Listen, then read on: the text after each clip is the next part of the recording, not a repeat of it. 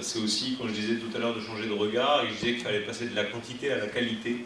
C'est un peu ce que je mettais derrière ce terme de qualité, c'est-à-dire qu'avoir des produits durables, réparables, et ça fait partie des choses qu'il faut maintenant envisager en période de raréfaction des ressources, quoi.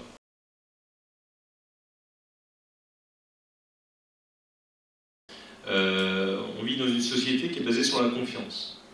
Aujourd'hui, on voit bien que par exemple, toutes les énergies dont nous avons besoin, comme le pétrole et tout ça, coûtent de plus en plus cher à extraire. Pour pouvoir extraire ces choses-là, il faut qu'il y ait de plus en plus d'investisseurs qui mettent beaucoup d'argent pour faire tout ça. Bon. Alors, pour pouvoir faire ça, eh ben, il faut avoir un message clair et sans ambiguïté qui dise que tout va bien et que tout va continuer comme avant. Donc c'est pour ça qu'aujourd'hui on nous fait croire par exemple que les États-Unis vont devenir indépendants en énergie grâce au gaz de schiste, qu'on en a pour 50 ou 100 ans d'autonomie, et que tous les pays qui se lancent là-dedans, ils sont assurés d'avoir une autonomie énergétique garantie. Bon. Il se trouve que l'industrie du gaz de schiste perd 3 milliards de dollars par mois en ce moment.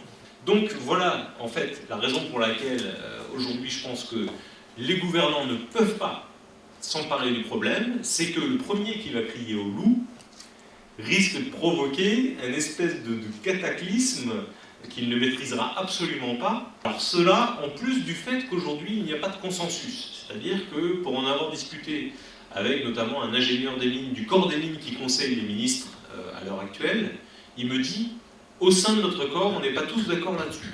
Donc ils estiment qu'avec le pétrole, normalement, avant 30-40 ans, on n'aura pas de problème.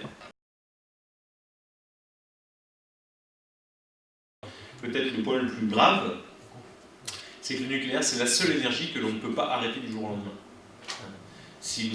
Voilà, n'importe quoi, un barrage hydroélectrique, vous pouvez le vider du jour au lendemain, une centrale à charbon, vous l'arrêtez, une centrale à gaz, vous l'arrêtez, une centrale nucléaire, vous l'arrêtez, et bien il faut continuer à la refroidir.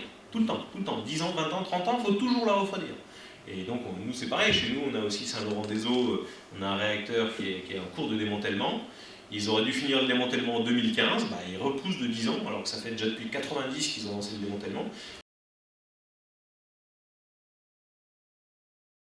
Je crois que la question de la sensibilisation peut changer beaucoup de choses. C'est-à-dire qu'une population qui est informée et qui est, entre guillemets, prête psychologiquement, ou en tout cas qui a compris la finitude des ressources et donc cette contrainte-là, réagit de manière différente d'une population à qui on a menti jusqu'au bout et qui finalement découvre le problème du jour au lendemain. C'est la raison pour laquelle je pense qu'il est absolument fondamental et prioritaire d'informer, informer et encore informer.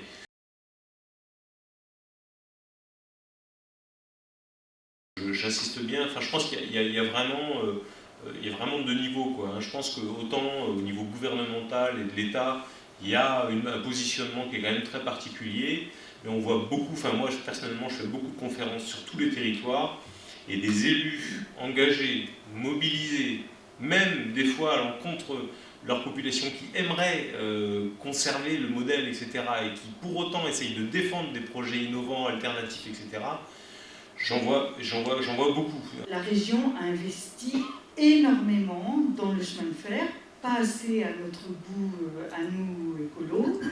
Nous plaidons continuellement pour que la ligne Saint-Brieuc-Auray soit réouverte, non seulement pour le fret, ce qui est en cours, mais aussi pour les passagers. Alors c'est vrai qu'à notre goût, ça ne va pas assez vite. La région a quand même réussi aussi à se débrouiller pour que la ligne de chemin de fer Quimper-Brest ne soit pas fermée, alors qu'il y a des millions et des millions à engloutir pour qu'elle fonctionne bien.